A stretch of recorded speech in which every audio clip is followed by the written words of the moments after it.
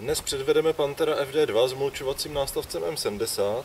Jedná se o stavebnicový stroj, který v tomto případě má před sebou mulčovací adaptér o záběru 71 cm, ale využití nalezne též jako obracečka, rotavátor, sněhová fréza, zametací kartáč. Samozřejmě nejvýznamnější aplikace je bubnová sekačka. Takže nastartujeme motor a pustíme se do práce.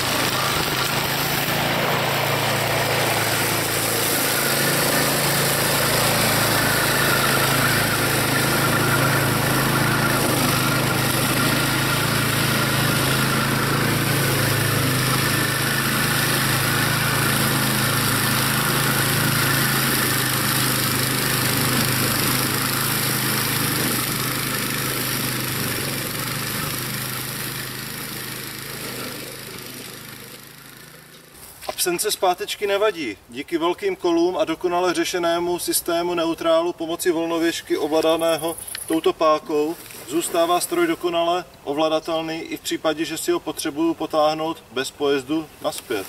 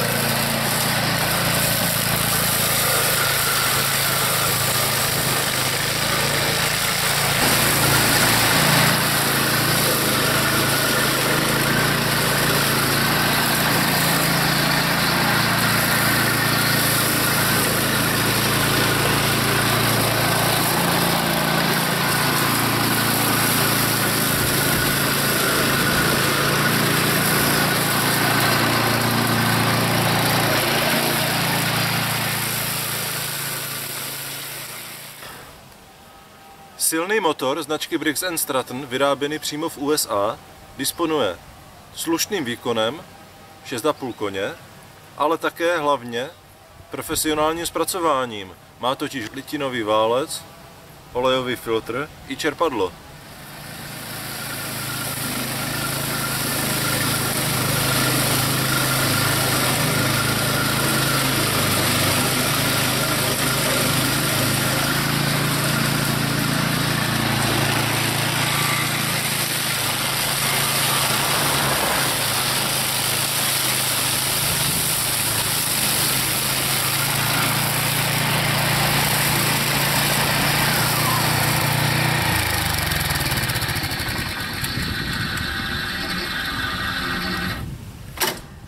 Dobrou prostupnost terénem zajišťuje pevná náprava, která v kombinaci se šnekovou převodovkou české výroby propůjčuje stroji perfektní trakci.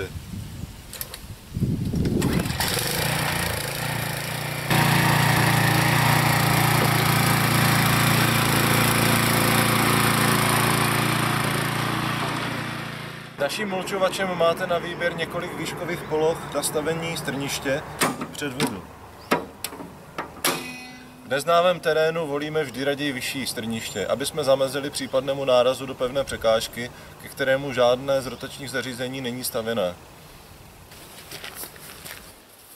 Takže si to všechno ještě jednou v kostce zrekapitulujeme.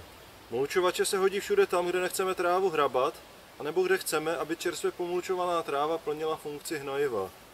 Trávu drtí speciální mulčovací nůž na drobné kousky, které se velice brzo rozkládají.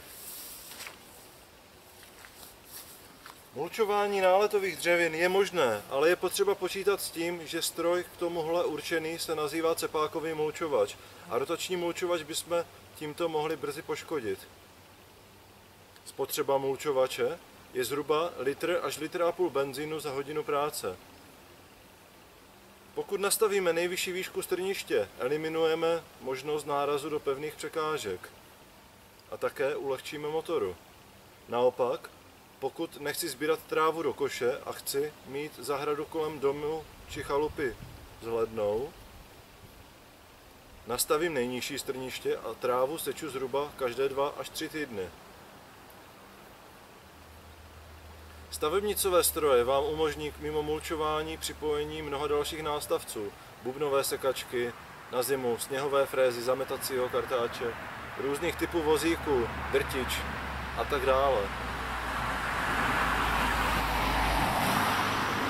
Firma Dakr je českým výrobcem, na trhu působíme od roku 1990 a postupně jsme se vypracovali v jednoho z nejvýznamnějších výrobců malé zahradní a komunální techniky.